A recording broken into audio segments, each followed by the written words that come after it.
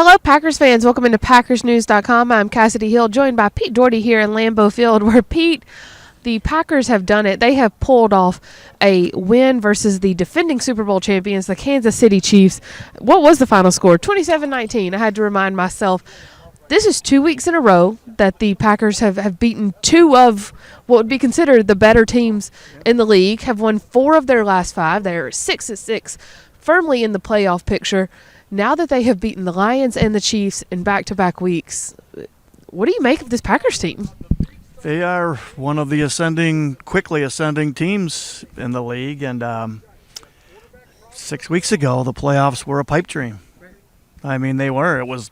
That should be the least of their concerns. They should just be looking to be a better team in December than they are now, to see upward trajectory and that to see enough in love where they can think he's their guy next year. That was like kind of the best case scenario. Well, the best case scenario has now been raised a little bit. I mean, even if they'd lost it, I still would have thought, playoffs, it's going to be tough. They're going to play a bad game or two down the stretch, and it's going to be, touch and go to get in. I mean, right now their odds have to be pretty decent. I mean, they've just beaten, 2 of the better teams in the league and the best quarterback in the league. And they're sitting at 6-6 in an NFC where, 9-8 probably gets you in. Yeah. Saints lost today, I believe. Seattle lost to 49ers. And so, yeah, this is a very feasible shot here for the playoffs. Let's look at it mostly through the scope of tonight. But what has changed for this Packers team versus 6 weeks ago? I think it's mostly just everything has come together much better with the receiving core and the quarterback and the coach figuring out what guys are good at and what they're not as good at. And a couple of those plays that weren't connecting, they're connecting now because guys they know what they're doing better. And I thought LaFleur sure looked to me like he's opening up the playbook the last couple of games. We're seeing a lot more motion. They go to the goal line there, and they have the jumbo out there, 3 tight ends and Royce Newman. And an offensive lineman and a running back. And they threw the ball, and in October they were not doing that. So I think the coach has a much better feel. And you talk to people in the league. I could have told you this before the season. They say it takes half a season for the coaches to really get a feel for that stuff with almost any team that they have, because the personnel turnover, let alone a team that's got a first-year starting quarterback and all rookies and second-year guys at receiver and starting tight end. I will remind you that during the summer, Mark Murphy was asked about how long he thought it would take to get an idea on Jordan Love and if he was going to be the guy. And he said, well, based off Aaron's first year starting, I would say half a season. Yeah. Half a season in, I think they're feeling pretty good about Jordan Love. I mean, there's 5 games to go. You never know what might happen. But it sure looks like he's going to be their guy. I mean, hard not to think that after what we've seen. This is 5 weeks in a row now where, this is a harder game than Detroit. This defense was like 4th or 5th in the league in points allowed. He was at least as good as he was in that Detroit game under all the, with the blitzes and everything. So this is 5 weeks in a row now where he's played, pretty high-level quarterback. So, yeah, basically that's the way you put it is right. They've got to be feeling pretty good about things with him. He went 25 of 36 tonight for 267 yards, 3 touchdowns, no interceptions. Only took 2 sacks against the Steve Spagnuolo defense that will blitz and send pressure all night. And one of those sacks, he pretty much took himself to just kind of keep the clock running, spot it for a field goal. Probably should have only taken 5-yard loss instead of 10. But one of those sacks I'm not even going to really give to the Chiefs. Kenny Clark said after the game, we all walked up to Kenny Clark. Before he could even answer a question, he said, I want to say this, put some respect on 10's name. And that was sort of the message that was echoed throughout the locker room tonight when guys were talking about their quarterback. Let's actually hear what a few of them had to say. I just want to say, too, I got to put some respect on 10 name. He balling. He balling. And, he doing his thing out there. He played a hell of a game. We played a hell of a game. It's all coming together, and it feels so great to see us all come together with all the work that we've been putting in. So it's awesome.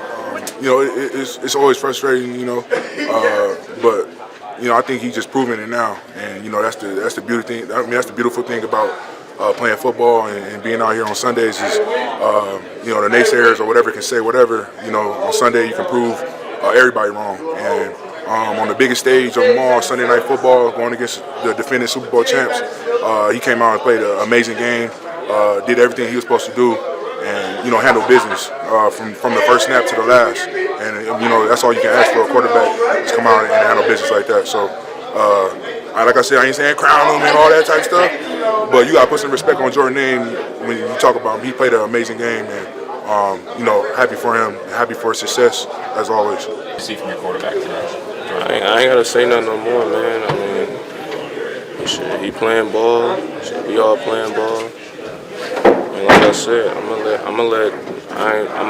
not gonna speak on it at this point.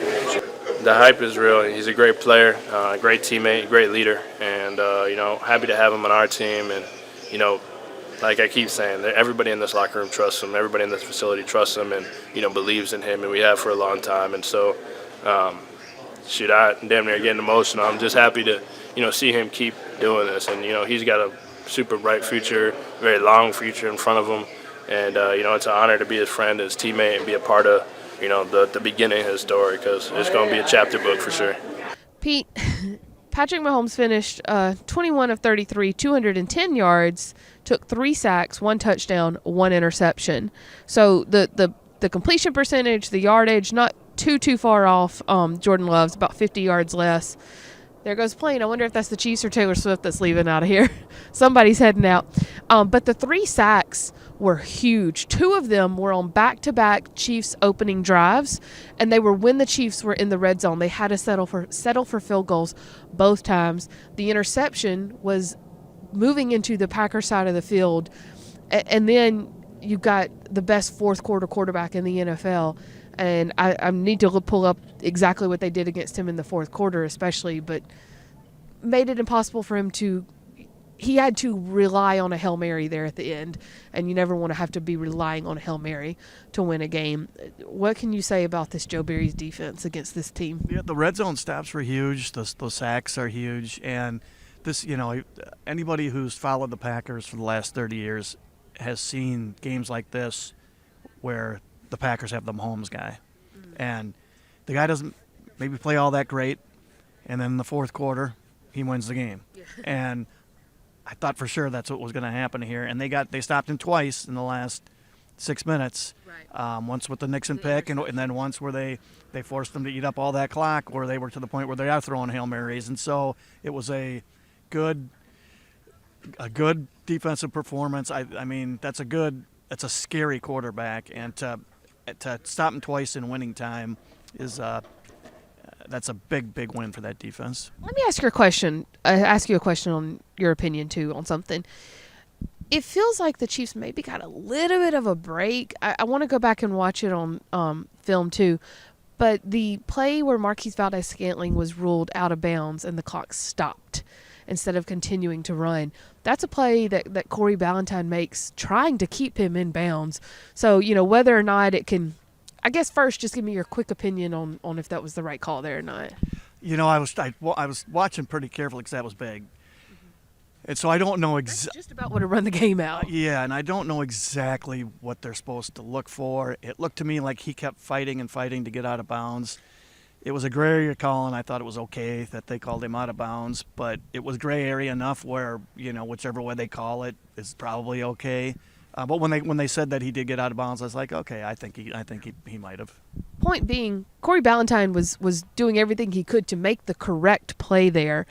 Keyshawn Nixon was asked about, playing alongside Corey Ballantyne, Carrington Valentine, and he was like, for a second there, I was the last one standing from training camp because Jair Alexander has missed so many games. Rasul Douglas traded away. Do you feel better about this secondary? For a while there, you're thinking, okay, they're just going to have to take their lumps there. They've got to get Jair Alexander back. Are you worried about the secondary anymore if you're the Packers? Not much, and it does tell you that the fact that they were willing to trade Douglas tells you that they felt pretty good about Valentine. Mm-hmm. But you still think a rookie, he might make his plays, but he's gonna take his lumps, as you say, and there really hasn't been much of that since the trade. And then Ballantyne has actually been, with the B, has actually been better than at least I would have guessed. I don't know what you think, but he's better than I would have guessed. And it just tells you you give young guys a chance. And it works, not all the time. Sometimes they bomb out. But, if you like their talent, you give them a chance, you force feed them. All these young receivers, it was rough. It was really rough for a month there, And, LaFleur was talking about how hard those times were and all the self-talk he had to give himself to, keep everybody's spirits up. But if they're talented, if you force feed them, there is a payoff. And we're seeing it earlier than I was betting the payoff wasn't be till next September and October, but here it is. It's in November, December. I don't think many people would have disagreed with you with that assessment. Speaking of the young guys, like Ballantyne, Romeo Doubs, Jaden Reed, guys that have stepped up, let's actually hear from some of their teammates in the locker room on what they think about their impact. Before we was out there together, I think I was the last man standing from the starters out of training camp, but man, them guys came, same thing I said last week in the media. CB been playing hella ball. You know what I'm saying? CB earned every opportunity since he's been here, and he been showing. You know what I'm saying? We came in together in 2019, and I watched him grow. And I don't know what it is about this G, but it turned players into great players for real. Do y'all ever get kind of wowed on the sideline when Romeo makes some of those connections? Absolutely. Romeo makes awesome plays, and there was a time tonight Jordan threw it up, and I was on the sideline, and Romeo didn't know where the ball was until the very last second. But that's who Romeo is, man. He's a playmaker. He's a great teammate, and you expect nothing less from him. Pete, one last guy I want to talk about. Romeo Doubs said tonight, dirty yards equals AJ Dillon. AJ Dillon finished with, I need to pull his stats up here. Let's look. He finished with 18 rushes for 73 yards. Doesn't seem like a ton. He didn't eclipse 100, whereas Pacheco for the Chiefs did eclipse 100. But those 73 yards, to Romeo Doubs' point, were a lot of dirty yards when they needed them. How big was that for this offense tonight? It was hard-fought yards. There was 2 yards there, and he plowed for 4. Mm-hmm. There were 3 yards there, and he plowed for 6. That's many first downs. Yeah, yes, and for second and manageable, and third and manageable. They didn't have a ton of third and longs, and he just looks like such a different player than we saw earlier in the season, who was slipping on fourth and 1, and he's slipping when he gets the handoff. Remember that? Yeah. It just looks like a different guy. Now the weather, this is why they drafted him, is for bad, the worst weather, bad field conditions. But I think something also changed with his mentality about how he was going to run. I think things went so poorly, and he was like, this has got to change. He still has his limitations, but now the power that he has, I think that showed through today. As for what changed, AJ Dillon talked about that a little bit himself. Let's actually hear what he had to say.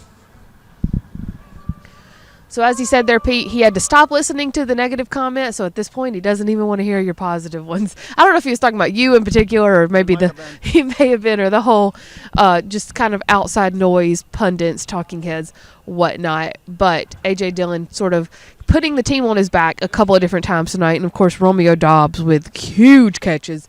Christian Watson as well. Romeo Doubs with that 33-yard catch on 4th and 1. Kind of a forgotten thing, they won this game again without Aaron Jones, who was the engine for their offense. And they're better when he's out there. Mm-hmm. I'm sure the offense Matt LaFleur envisioned was those guys getting a lot of runs. Mm-hmm. And now they only have one of them, and they're still beating 2 very good teams back-to-back here. Now they go into a stretch where they should kind of be able to walk through it a little easily, but of course those are famous last words. But they'll start by heading to New York, aka New Jersey, for another primetime game next Monday night versus the New York Giants. Almost said Jets, had to be careful with that. They'll face the New York Giants in New Jersey with DeVito. Is that his name? Danny DeVito? Danny DeVito, Tommy DeVito, something like that. He's DeVito. They'll face them next week. We will be there to cover it for you. We will have a wrap-up coverage for you here as well from the Packers' huge 27-19 win over the defending Super Bowl champs, the Kansas City Chiefs. For Pete, I'm Kassidy. We'll see you next time. Thanks, guys.